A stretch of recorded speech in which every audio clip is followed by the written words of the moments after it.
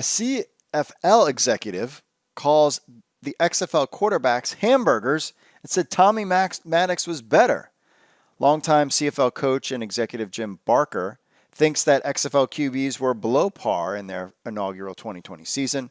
The four-time Grey Cup champion told Dan Ralph of the Canadian Press, quote, "Who wants to go watch some of the hamburgers they had playing quarterback," Barker said.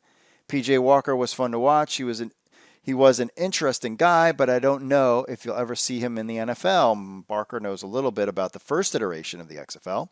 He was offensive coordinator for the Los Angeles Extremes in 2001. XFL legend, which we should call him, Tommy Maddox won the XFL Player of the Year and the only XFL championship that year with Barker. Quote, "The only XFL quarterback I can think of who made any kind of impact was Tommy Maddox, who played for us. When you don't have identifiable players that people say, you know what, I want to go see that, it's tough," Barker said. Now, Barker made those comments in April. Roughnecks QB PJ Walker signed a 2-year, $1.565 million contract that included a $150,000 signing bonus and a $25,000 workout bonus with the Carolina Panthers in March. Also, Battlehawks quarterback Jordan Ta'amu signed a 1-year deal with the world champion Kansas City Chiefs. So, Mr. Barker, apparently maybe he likes his hamburgers to moo, perhaps, or way undercooked, because the XFL only played 5 games in 2020.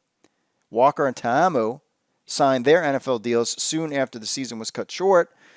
So when was the last time a CFL quarterback signed that type of deal? Well, it wasn't too far off. The Arizona Cardinals signed CFL quarterback Chris Streveler to a futures contract in February. He played for the Grey Cup champion Winnipeg Blue Bombers in 2019.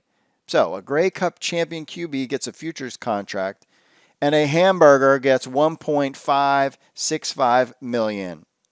So let me ask you, Barker, which league is actually serving up the hamburgers? Barker is currently a football operations consultant and special teams coach for the Hamilton Tiger Cats. The CFL is projected to start its 2020 regular season in September.